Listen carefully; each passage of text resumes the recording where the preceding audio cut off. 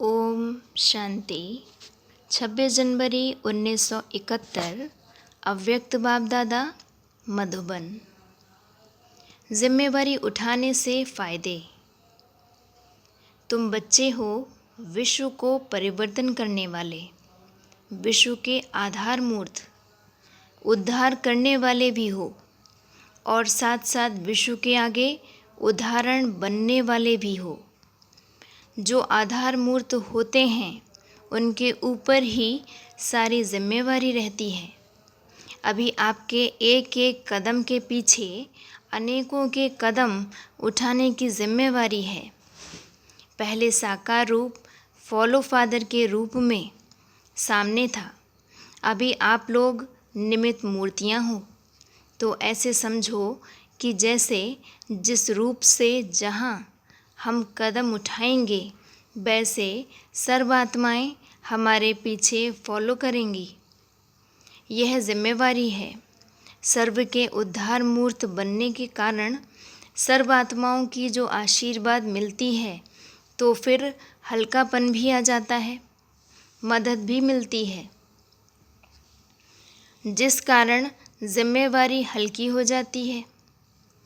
बड़ा कार्य होते हुए भी ऐसे अनुभव करेंगे जैसे कोई करा रहा है।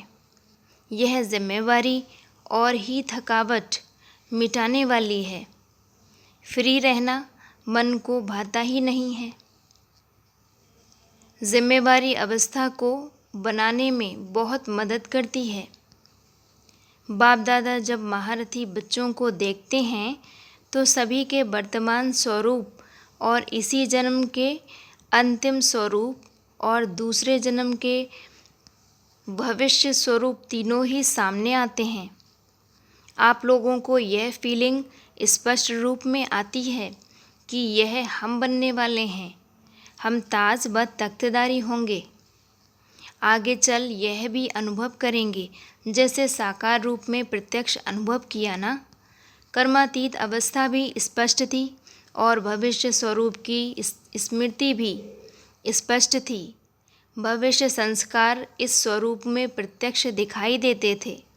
तो आप सभी ऐसे अनुभव करेंगे जैसे कि बस यह शरीर छोड़ा और वह तैयार है।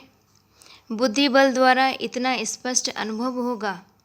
अभी दिन प्रतिदिन अपनी सर्विस से, अपने सहयोगीपन से और अपने संस्कारों को मिटाने की शक्ति से अपने अंतिम स्वरूप और भविष्य को जान जाएंगे। पहले कहते थे ऐसा समय आएगा जो नज़दीक वाले और दूर वाले स्पष्ट दिखाई देंगे, लेकिन अब वह समय चल रहा है। जो दैवीय परिवार की आत्माएं हैं वह समझ सकती हैं कौन कौन समीप रत्न हैं। जिनको जितना समीप आना है वह सरकमटेंस अनुसार भी इतना समीप आएंगे। जिनको कुछ दूर होना है तो सरकमटेंस भी बीच में निमित्त बन जाएंगे। जो चाहते हुए भी आ नहीं सकेंगे। यह सभी भविष्य का साक्षात्कार। अभी प्रैक्टिकल सर्विस चल रही है। अपने भविष्य को जानना अब मुश्किल नहीं है। हर एक को व्यक्तिगत अपने लिए भी कोई विशेष प्रोग्राम रखना चाहिए। जैसे सर्विस आदि के और प्रोग्राम बनाते हो वैसे सर्विस से लेकर सवेरे से लेकर रात तक बीच बीच में कितना और कैसे अपनी याद की यात्रा पर अटेंशन रखने के लिए प्रोग्राम रख सकते हो। यह डायरी बनानी चाहिए। अमृत वेले ही याद का प्लान बनाना चाहिए। समझो आप लोग कोई स्थूल कार्य आदि में बिजी रहते हो, लेकिन उसमें भी थोड़े समय के लिए जैसे नियम बंधा हुआ हो याद में रहने का, उस समय दूसरे को भी 2-3 मिनट के लिए स्मृति दिलाओ कि अभी हमारा यह कार्य है। आप भी याद में रहो। जैसे मुकर्रर टाइम पर ट्रैफिक भी रोक लेते हैं। कितना भी भले ज़रूरी काम हो, कोई पेशेंट को हॉस्पिटल में जाना होगा तो भी रोक लेंगे। इस रीति जहाँ तक कर सको उतना टाइम टेबल अपना बनाओ। तो और भी देखेंगे इन्हों का यह टाइम याद का मुकर्रर है तो और भी आपको फॉलो करेंगे। कोई कार्य हो उनको आगे पीछे करके भी 2-4 मिनट का टाइम याद में रहने के लिए ज़रूर निकालो, तो उससे वायुमंडल में भी सारा प्रभाव रहेगा।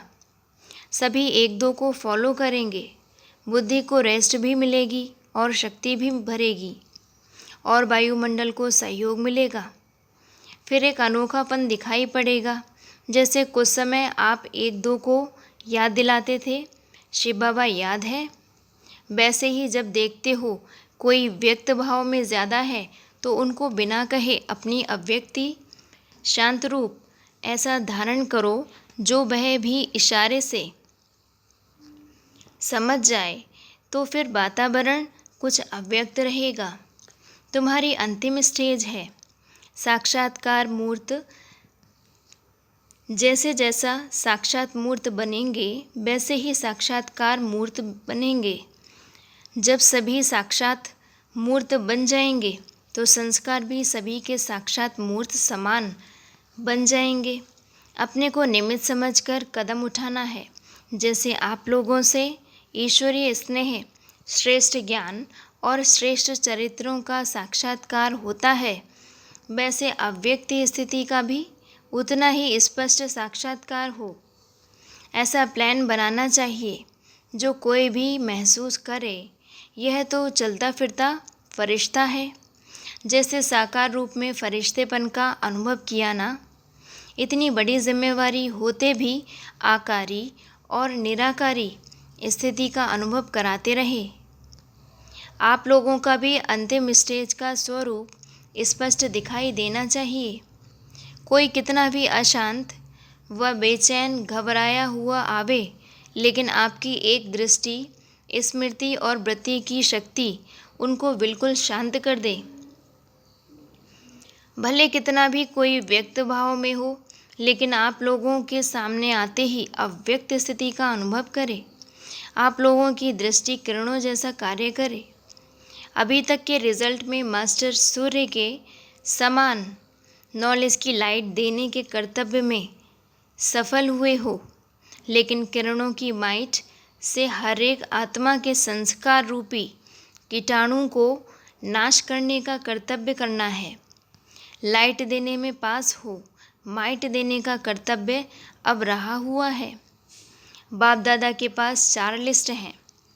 पहली सर्विसेबल, दूसरी सेंसिबल, तीसरी सक्सेसफुल और चौथी वैल्यूबल। सक्सेसफुल भी सब नहीं होते, वैल्यूबल भी सब नहीं होते हैं। कोई अपने गुणों से, चरित्रों से वैल्यूबल बन जाते हैं, लेकिन सर्विस के प्लानिंग में सक्सेस नहीं होते हैं। हर एक अपने चार्ट को जान सकते हैं। देखना है हमारा किस लिस्ट में नाम होगा। कोई का 4 में भी नाम है, कोई का 2 में, कोई का 3 में, कोई का 1 में है। वैल्यूबल का मुख्य गुण यह होता है जो उसको स्वयं भी अपने समय की, संकल्प की और सर्विस की वैल्यू होती है। इसलिए उनके संकल्प, शब्द व उस द्वारा जो सर्विस होती है उसकी और भी वैल्यू रखते हैं। वह ड्रामानुसार उनकी वैल्यू हो जाती है। सभी उनको वैल्यूबल की दृष्टि से देखते हैं। सर्विसेबल फर्स्ट हैं या सेंसिबल फर्स्ट हैं, दोनों की अपनी अपनी विशेषता है। सेंसिबल की प्लानिंग बुद्धि ज़्यादा होगी, लेकिन प्रैक्टिकल में लाने की विशेषता कम होती है। और सर्विसेबल जो होता है वह प्लानिंग कम करता है, लेकिन प्रैक्टिकल में आने का उसमें विशेष गुण होता है। कोई में सेंस भी होता है और सर्विसेबल का गुण भी होता है। इस स्थापना के कर्तव्य में दोनों ही आवश्यक हैं। उनका संकल्प, प्लान जो चलता है उससे भविष्य बनता है, उनका कर्म से बनता है। अधिक प्रभाव इसका रहता है और सफलता मूर्त का फिर अव्यक्त स्थिति के आधार पर परिणाम निकलता है। कोई का प्लान भी चलता है, प्रैक्टिकल भी करते हैं, लेकिन सफलता कम होती है। सर्विसेबल हो सकते हैं, लेकिन सफलता मूर्त सभी नहीं हो सकते। कोई को ड्रामानुसार जैसे सफलता का वरदान प्राप्त हुआ है, उन्हों को मेहनत कम करनी पड़ती है, सहज ही सफलता मिल जाती है। यह ड्रामा में हर एक का अपना पार्ट है। अच्छा, टीचर्स तो हैं ही टीचर्स। टीचर्स को सदैव यह स्मृति में रहना चाहिए कि टीचर बनने से पहले स्टूडेंट हूँ। स्टूडेंट स्मृति से स्टडी याद रहेगी। जब स्वयं स्टडी करेंगे तो औरों को स्टडी कराएंगे। स्टूडेंट लाइफ ना होने के कारण औरों को स्टूडेंट नहीं बना सकेंगे। वातावरण को बदलने के लिए अपने को सदैव यह समझना चाहिए कि मैं मास्टर सूर्य हूँ। सूर्य का कर्तव्य क्या होता है? एक तो रोशनी देना, दूसरा कीचड़े को खत्म करना। तो सदैव यह समझना चाहिए कि मेरी चलन रूपी किरणों से यह दोनों कर्तव्य होते हैं। सर्व आत्माओं को रोशनी भी मिले, कीचड़ा भी खत्म हो। मानो रोशनी मिलते कीचड़ा खत्म ना हो तो समझो कि मेरी किरणों में पावर नहीं। जैसे धूप तेज नहीं तो कीटाणु खत्म नहीं होंगे। मेरे में पावर कम तो ज्ञान रोशनी देगा, परंतु पुराने संस्कार रूपी कीटाणु खत्म नहीं होंगे। जितनी पावरफुल चीज़ उतनी जल्दी खत्म। पावर कम तो समय बहुत लगेगा, तो पावरफुल बनना है। ऐसे नहीं समझो कि पढ़ी लिखी नहीं हूँ, सृष्टि की नॉलेज पढ़ ली तो उसमें सब आ जाता है। अच्छा जी, ओम शांति।